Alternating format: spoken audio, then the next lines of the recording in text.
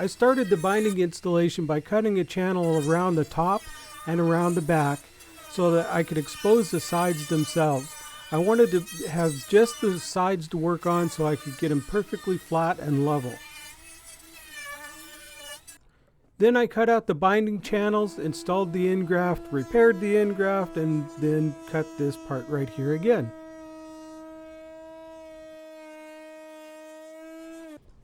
Then I installed our first piece of binding before I realized I needed to stop and make a jig to cut the pointy part of this Florentine cutaway.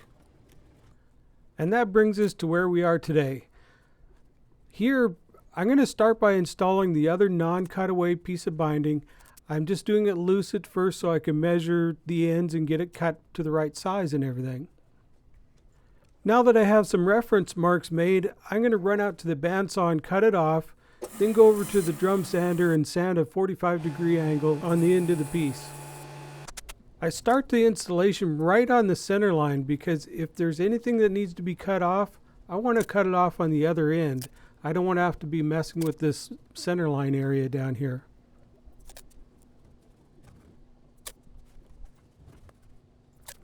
Maple binding is generally pretty pliable, but sometimes it just doesn't want to go into place.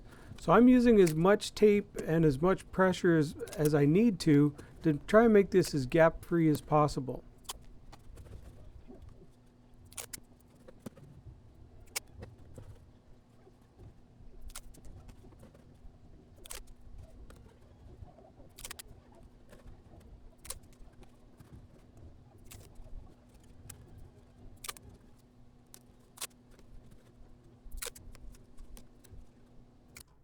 But gaps still show up.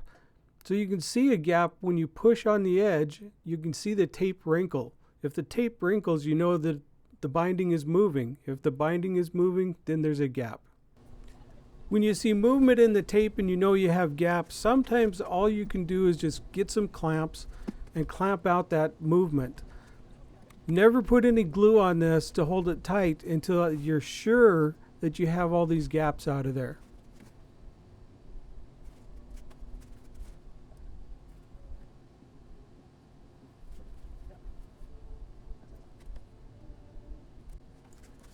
When you're sure you've removed all the gaps, now you can start adding glue. And it's usually best just to work one little section at a time, giving the glue a chance to dry before you move on to the next section. I ran into a little bit of a problem right here. I have a gap in the waist that I can't clamp out because the clamp wants to slide down the side of the guitar. So I had to figure out a way to get it to clamp without it moving around.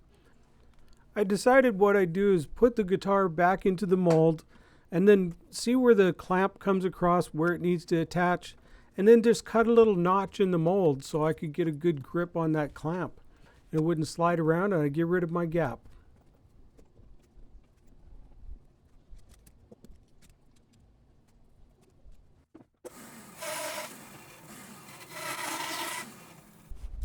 With the notch cut in the mold, now I could put my clamp on, get some glue on that little trouble spot, and keep moving along, putting on the rest of the binding. It's time to start working on the cutaway side of the guitar, and this is where things start getting a little bit more tricky. Definitely a little bit more difficult, and you need a lot more patience. We have to measure and mark this cutaway sides just like we did the non-cutaway sides. So we're going to tape it down first in the waist, and actually I want to tape it really tight all the way to the back just to make sure I don't have any gaps so I can get the most accurate measurement possible down by the end graft.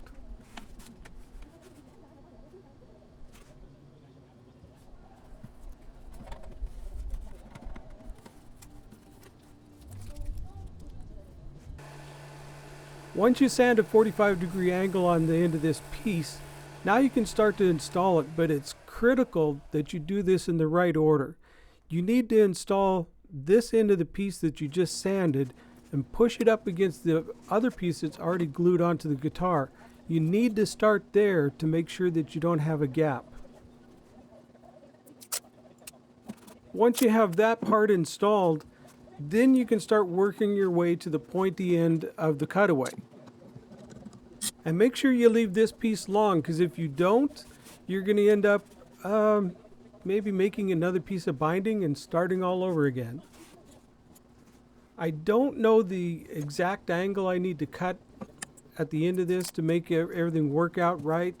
So I'm kind of guesstimating what is halfway.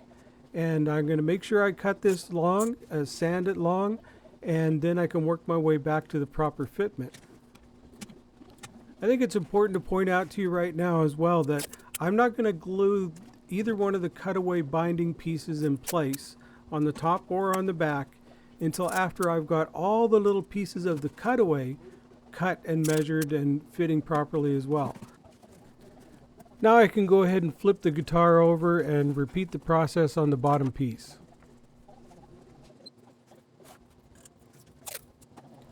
After a quick measurement, I can go out and sand this piece to fit as well.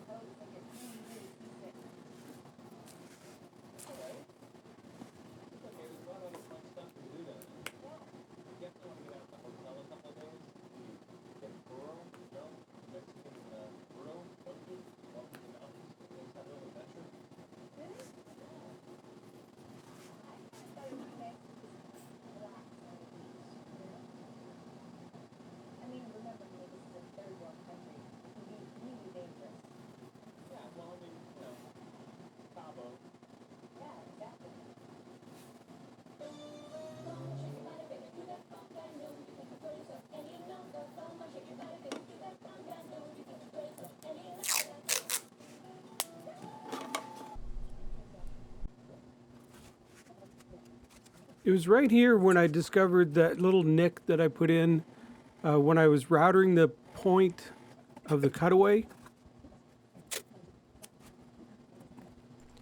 It really wasn't that big of a spot, but it would be visible, and it's real easy to take care of that kind of stuff right now. It just took a minute or two of sanding and I was done.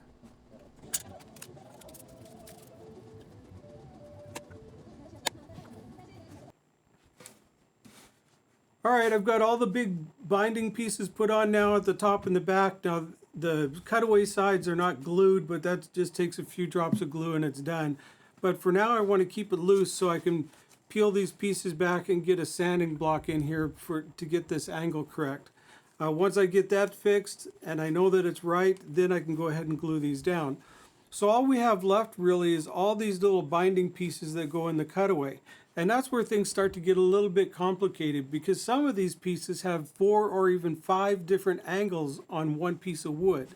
So being that complex, it takes a lot of time. So I decided to make that one video on the cutaway part itself. And I'll put that video up on Saturday, so make sure you watch for that Saturday morning. If you haven't entered already to get a chance to win this guitar, all you have to do is subscribe here on YouTube, go to my website, spenceracoustics.com, fill out a little 2-line form that pops up. I'm just looking for your email address and your name because I need to contact you if you win the guitar. Other than that, I think we're good for today, so I will see you next time.